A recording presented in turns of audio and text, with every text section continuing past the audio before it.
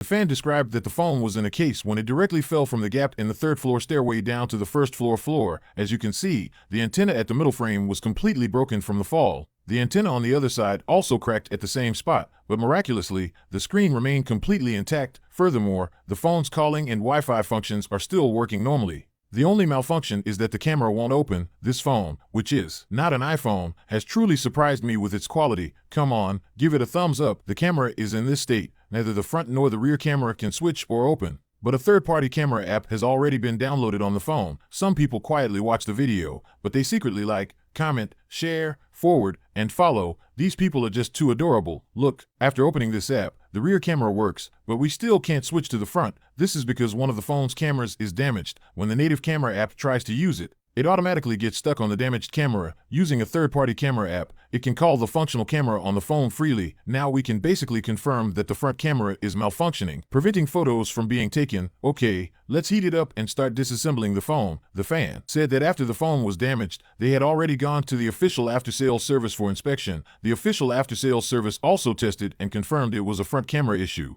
But even after replacing the front camera, it still couldn't take pictures. After we removed the motherboard shield, let's take a look. Do you see it?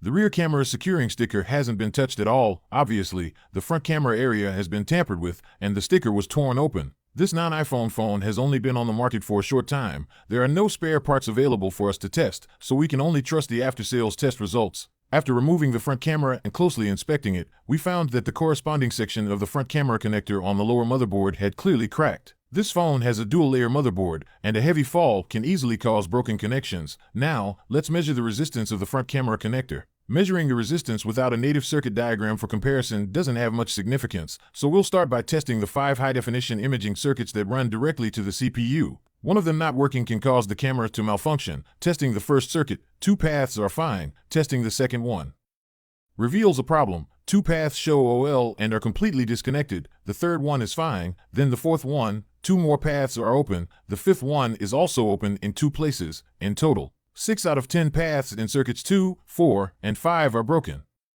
No wonder the front camera won't open. Let's take a closer look under the microscope. This phone has a dual-layer motherboard, and all the circuits in the connector travel through solder joints between the upper and lower motherboards to the CPU. We can clearly see that the layers of the motherboard have separated due to the fall, causing the solder joints to break. It seems our guess was right. This is indeed an expensive repair job. Let's separate the motherboard. This isn't an iPhone. We've disassembled it before. The top layer of the motherboard uses low-temperature solder. We're using a hot air gun at 350 degrees Celsius. It's still easy to remove. After removing it, we observe that there are no missing points on either layer of the motherboard. Could it just be poor soldering from the fall? Let's apply some solder paste and reattach it. Then, under the microscope, we retest the disconnected paths from before. After testing, the issue remains. Looks like fixing this issue isn't as simple as we thought. Let's heat it up again and separate the motherboard layers once more. Now our dilemma is that this phone still doesn't have a soldering template. So we can't tell if the problem is that we didn't align it properly or if the motherboard is actually disconnected. Let's first clean both the upper and lower motherboards. Now we'll use our secret flying wire method for measurement. We'll attach copper wires to each of the broken paths. We'll secure the copper wire, then coat one end with solder to make it easier to measure. Then, using a multimeter in continuity mode, we'll measure each of the broken paths to find which lower motherboard pin they lead to. We found the first one. Let's count the pins and write it down. Next, we'll measure the corresponding pins on the lower motherboard in this area. Under the microscope, we'll measure the 6 broken pins on the lower motherboard in diode mode. All of them show no resistance. This means it's not a misalignment issue, but that the connections between the middle frame and the lower motherboard broke due to the fall. Even though I had a glimmer of hope at this point, I applied some solder paste into the gap where the connection broke and pressed down hard with tweezers. I set the hot air gun to 500 degrees Celsius to see if heating could realign the motherboard and reconnect it. After heating, we test again. The issue remains. We didn't try this out of laziness, but simply because we don't have a soldering template. So this job can't be done properly. Now, there's no turning back. We have to remove the middle frame. While we repair it, we'll send the upper motherboard out to get a custom soldering template made. The middle frame is actually quite difficult to remove. Using the hot air gun at 500 degrees Celsius, we remove it little by little. Once removed, we see that a large section of solder points has come off. Let's take a closer look under the microscope. This is the pain of every dual-layer motherboard. First, we'll clean the solder pads on the motherboard. Then, under the microscope, we observe that all the useful solder points have a small tail remaining. We'll need to scrape out these tails with a blade. Apply some solder paste. and add a tiny bit of solder to these tails. The next step is to wire them up and create artificial solder pads. We make a loop and place it in the hole left by the missing solder pad.